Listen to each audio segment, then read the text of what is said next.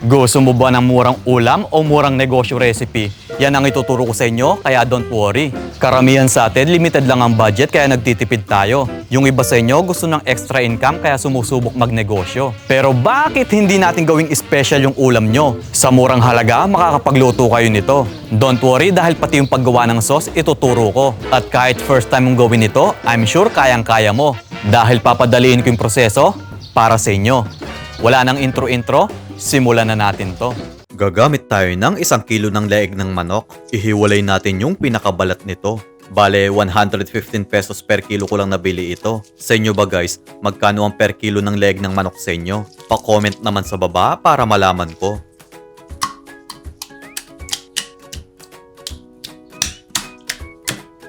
Next, hatiin natin sa gitna yung balat nito.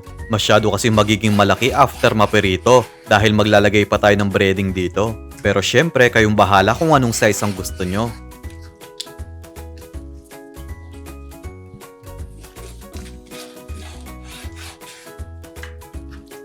Magpakulo na tayo ng tubig. Naglagay lang ako ng 1 kutsaritang asin. Tapos, ilaga na natin yung leeg ng manok ng kalahating oras. Para kapag kinain mo ito, humihiwalay agad yung laman sa buto. After ng 30 minuto, okay na to. Ilagay muna natin sa strainer at palamigin. Guys, yung pinagpakuluan, huwag nyong itatapon. Dahil gagamitin natin to sa ating sauce mamaya. Pampalasa din ito dahil may buto-buto yung leeg ng manok nyo. Ilagay muna natin yung pinagpakuluan sa bowl dahil magbe-breading muna tayo. Maglagay tayo ng 2 tasang harina sa mixing bowl. Then, 1 sachet ng breading mix ang ibubuhos ko.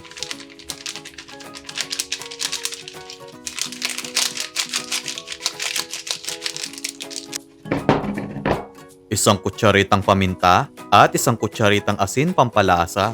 So, haluin lang natin ito mabuti.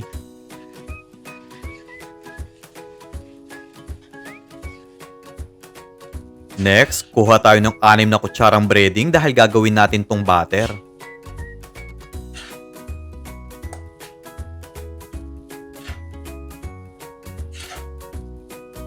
Maglagay din tayo ng 1 pirasong itlog bilang binder.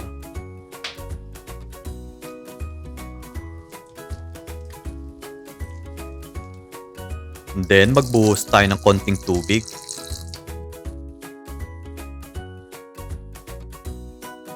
Kailangan ganito kalapot ang batter nyo.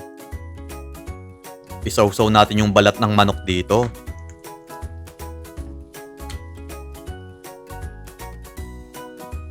Tapos balutan naman natin ito ng breading.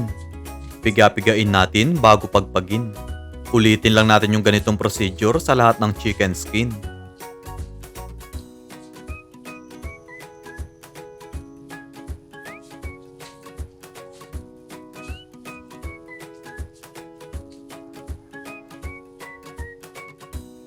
Isunod naman natin yung leeg ng manok. Isinawsaw ko lang to sa ating batter.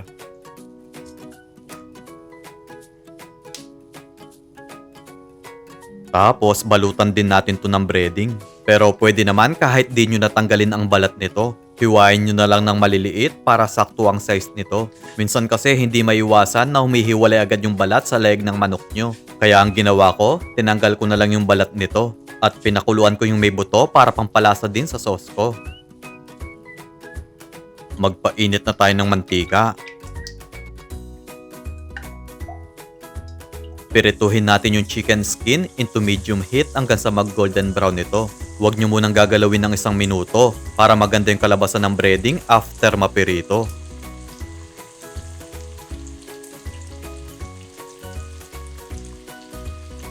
Pagkatapos ng 1 minuto, pwede nyo nang galawin ito. Tumigas na siya at hindi na ma-wash out yung breading dito.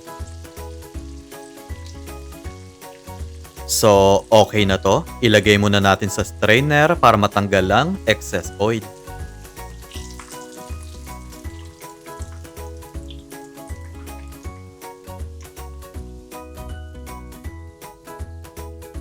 Sunod naman yung leeg naman ang aking ipipirito. Pinaghiwalay ko talaga kasi nilaga na natin kanina ito. Kung baga, yung pinaka-breading na lang ang papalutungin ko. Pero kung gusto nyong medyo mapalutong yung buto, hiwain nyo into bite size yung leeg ng manok nyo.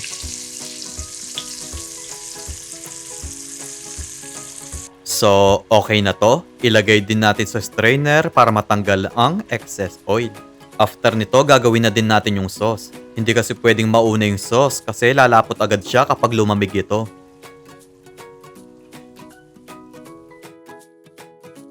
Magtunaw tayo ng 2 kutsarang margarine. Heto yung nabibiling nakasupot sa palengke. Next, 2 kutsarang harina naman. Bale, gagawa lang tayo dito ng roux. Ibuhos na din natin yung pinagpakuluan sa leg ng manok kanina. So, imix lang natin tong mabuti. Guys, yung mga brown na lumulutang galing sa pinagpakuluan ng manok kanina yan. 40 grams ng quick melt cheese ang ilalagay ko. Dapat quick melt ang gamitin nyo para matunaw agad ito. At para hindi rin ma-overcook yung sauce nyo. 50 ml evap naman ang ibubuhos ko. Pampadagdag creamy din ito. Lalo na ang gatas na to. Kailangan hindi siya ma-overcook kasi aasim to. At 2 kutsarang cheese powder. Yung chismis ang ginamit ko dito.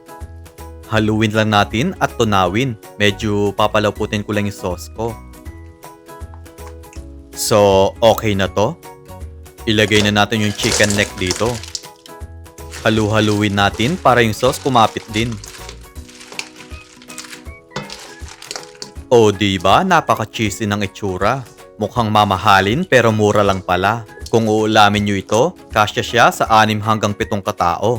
Actually, marami din kasi akong nakain habang nagpipirito. Ilagay na natin to sa plato. Siyempre, para maging sosyal ang itsura, maglagay tayo ng dahon ng sibuyas, pampaganda. Pwede itong pang-ulam at pwede din pang-negosyo. So yun guys, yung 1 kilo ng leg ng manok ko, ganito karami ang nagawa ko. Ang dami, di ba? Tingnan nyo naman, oh, napaka-cheesy ng itsura. Sa tingin ko, kasya ito sa 6 hanggang 7 katao. Kung ininegosyo mo naman ito, siguro mga 7 order ang magagawa mo dito. At pwede mo siyang ibenta ng 50 pesos ang kada order nito kasi mura lang na may leg ng manok per kilo. Nabili lang kasi namin na 115 pesos yung leg ng manok, kaya naman, tikman na natin to. Grabe, oh.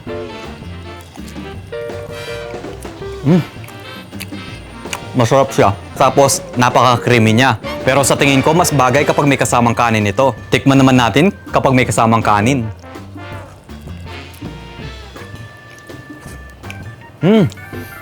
Bagay na bagay talaga. Masarap. Tapos yung cheese, malasang malasa. Kaya try nyo na din ang recipe na to. Promise, masasarapan talaga kayo. Maraming salamat po sa inyong panonood. Ingat po kayo palagi and God bless. Bye-bye. Bye-bye.